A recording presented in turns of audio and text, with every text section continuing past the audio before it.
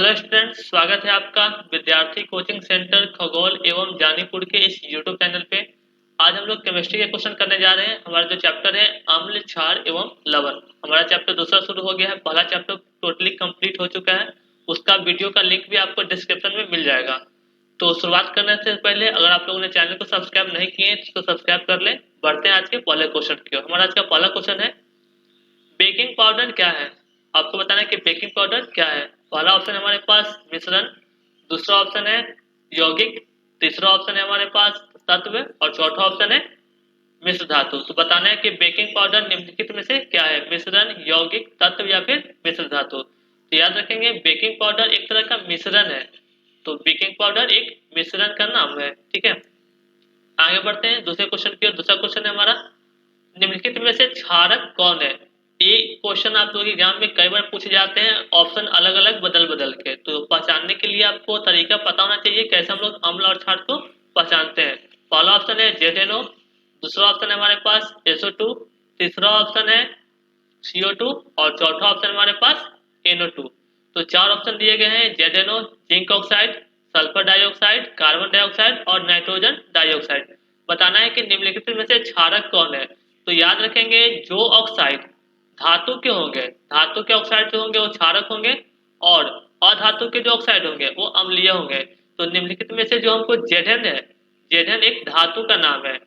Zinc एक तरह का धातु है और जिंक का ऑक्साइड क्या होगा, क्षारीय होगा। तो सही आंसर हो जाएगा 1 नंबर, जिंक ऑक्साइड एक क्षारक है। दूसरा क्वेश्चन देखते हैं। अगला क्वेश्चन हमारा, उदासीन विलयन का पीएच मान कितना होता है। उदासीन विलयन का पीएच मान क्या होता है। पहला ऑप्शन है 0, दूसरा ऑप्शन है 7, तीसरा ऑप्शन है हमारे पास 8 और चौथा ऑप्शन है 14। तो बताना है कि उदासीन विलयन, उदासीन विलयन किसे कहते हैं। तो वैसे विलयन जो ना ही अम्ल होते हैं और ना ही क्षार होते हैं, उनको हम लोग उदासीन कहते हैं। तो उदासीन विलयन का पीएच मान आप लोग याद रखेंगे 7 होता है, आप लोगों को याद भी होगा।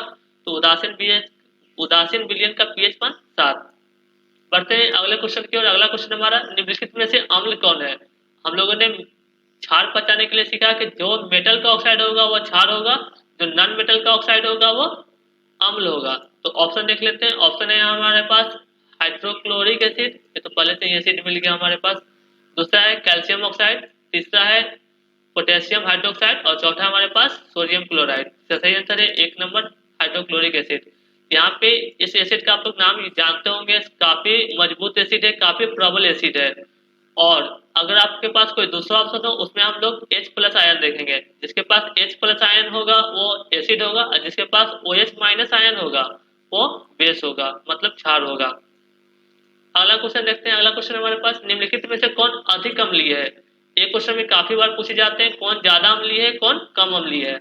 इसका ऑप्शन आप लोग पीएच वैल्यू से दे पाएंगे। पीएच वैल्यू 1, दूसरा ऑप्शन हमारे पास पीएच 5, तीसरा ऑप्शन है पीएच 8 और चौथा ऑप्शन है पीएच 11। तो बताना है कि निम्नलिखित में से अधिक अम्लीय कौन है। तो अम्ल में 7 से जितना नीचे कोई वैल्यू होगा वो उतना मजबूत अम्ल होगा, उतना प्रबल अम्ल होगा। और भस्म में 7 से जितना ज्यादा ऊपर होगा वो उतना अधिक प्रबल भस्म होगा, उतना प्रबल क्षारीय होगा। ठीक है, तो सबसे 7 से सबसे कम 1 है तो प्रबल अम्ल 1 हो जाएगा। तो निम्नलिखित में से अधिक अम्लीय कौन है। तो जिस वैसा वैसा सॉल्यूशन जिसका पीएच वैल्यू 1 होगा वो सबसे ज्यादा अम्लीय होगा। नेक्स्ट क्वेश्चन की ओर बढ़ते हैं। अगला क्वेश्चन है हमारा, निम्नलिखित में से कौन लवण है। कुछ ऑप्शन दिए गए हैं। सबसे पहला ऑप्शन देखते हैं HCl, दूसरा ऑप्शन है हमारे पास NaCl, तीसरा ऑप्शन है NaOH और चौथा ऑप्शन है हमारे पास KOH। तो बताना है निम्नलिखित में से लवण कौन है। तो लवण आप लोगों को दिख रहा होगा NaCl। NaCl हमारा साधारण नमक भी इसको कहते हैं, इसी नमक को हम लोग अपने खाने में इस्तेमाल भी करते हैं। तो इसका सही आंसर हो जाएगा NaCl। अगला क्वेश्चन हमारा, सल्फ्यूरिक अम्ल का अनुसूत्र क्या होता है। आपको फॉर्मूला बताना है सल्फ्यूरिक एसिड का। पहला ऑप्शन है हमारे पास H2H2O7, दूसरा ऑप्शन है हमारे पास H2SO4, तीसरा ऑप्शन है हमारे पास H2SO2 और चौथा ऑप्शन है हमारे पास H2SO7। तो आप लोगों को फॉर्मूला याद होना चाहिए सल्फ्यूरिक एसिड का। इसका फॉर्मूला होता है H2SO4। तो फॉर्मूला है इसका H2SO4। आगे बढ़ते हैं। सोडियम कार्बोनेट का अनुसूत्र क्या होता है, आपको फॉर्मूला बताना है सोडियम कार्बोनेट का। ऑप्शन देखते हैं, सबसे पहला ऑप्शन है Na2SO4, दूसरा ऑप्शन है हमारे पास Na2CO3, तीसरा ऑप्शन हमारे पास NaHCO3 और चौथा ऑप्शन है हमारे पास NaNO3। तो इनमें से सोडियम कार्बोनेट कौन है? तो याद रखेंगे Na2CO3 हमारा सोडियम कार्बोनेट है। सही आंसर हो जाएगा इसका 2 नंबर Na2CO3। और नीचे जो तीसरे नंबर में आप लोगों को NaHCO3 नजर आ रहा होगा, इसको हम लोग सोडियम बाइकार्बोनेट कहते हैं। बढ़ते हैं।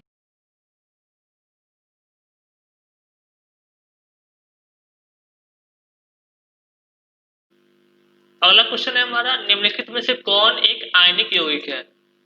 सबसे पहला ऑप्शन हमारे पास CH4, दूसरा ऑप्शन है हमारे पास CO2, तीसरा ऑप्शन है CaCl2 और चौथा ऑप्शन है हमारे पास NH3। तो बताना है निम्नलिखित में से कौन एक आयनिक यौगिक है। तो याद रखेंगे आप लोग CaCl2 एक आयनिक यौगिक है।